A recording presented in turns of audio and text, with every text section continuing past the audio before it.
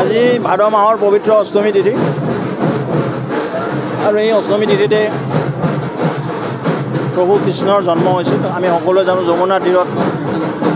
আৰু আজি এই পবিত্ৰ তিথিটো সমগ্ৰ ভাৰতবৰ্ষৰ নহয় সমগ্ৰ বিশ্বতে জন্মাষ্টমী হিচাপে সনাতন সংস্কৃতিৰ ব্যক্তিসকলে পালন কৰি আছে।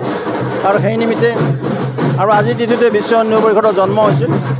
আজি এহাতে বিশ্ব হিন্দু পৰিষদৰ প্ৰতিষ্ঠা দিৱস, অন্য হাতে বিশ্ব হিন্দু পৰিষদৰ প্ৰতিষ্ঠা দিৱসে জন্মাষ্টমী ভাগে আয়োজন কৰে। আমাৰ ৰঙিয়া জিলা বিশ্ব হিন্দু পৰিষদৰ সৌজন্যত এই জন্মাষ্টমী ভাগে আয়োজন কৰা হৈছে। আজি ভাদ মাহৰ পবিত্ৰ অষ্টমী তিথি আৰু এই অষ্টমী তিথিতে প্ৰভু কৃষ্ণৰ জন্ম হৈছিল। আমি সকলোৱে জানো যমুনাৰ তীৰত। আৰু আজি এই পবিত্ৰ তিথিটো সমগ্ৰ ভাৰতবৰ্ষৰ নহয় সমগ্ৰ বিশ্বতে জন্মাষ্টমী হিচাপে সনাতন সংস্কৃতিৰ ব্যক্তিসকলে পালন কৰি আছে। আৰু সেই নিমিত্তে আৰু আজিৰ তিথিতে বিশ্ব হিন্দু পৰিষদৰ জন্ম হৈছিল।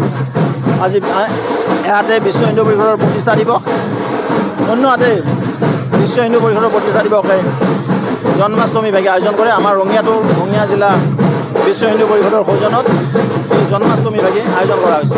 আজি ভাদ মাহৰ পবিত্ৰ অষ্টমী তিথি আৰু এই অষ্টমী তিথিতে প্ৰভু কৃষ্ণৰ জন্ম হৈছিল। আমি সকলোৱে জানো যমুনাৰ তীৰত। আৰু আজি এই পবিত্ৰ তিথিটো সমগ্ৰ ভাৰতবৰ্ষৰ নহয় সমগ্ৰ বিশ্বতে জন্মাষ্টমী হিচাপে সনাতন সংস্কৃতিৰ ব্যক্তিসকলে পালন কৰি আছে।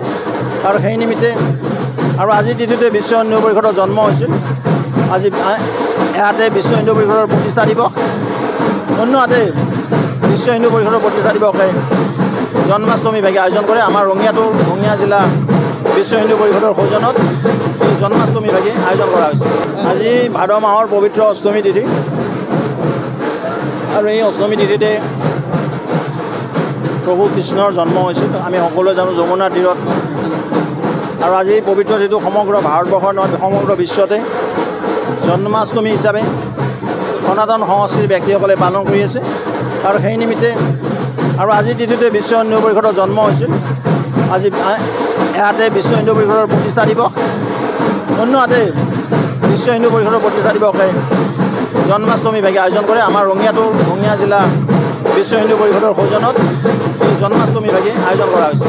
যিকোনো খবৰৰ বাবে যোগাযোগ কৰক 70901733 অথবা 7099017990 নম্বৰত।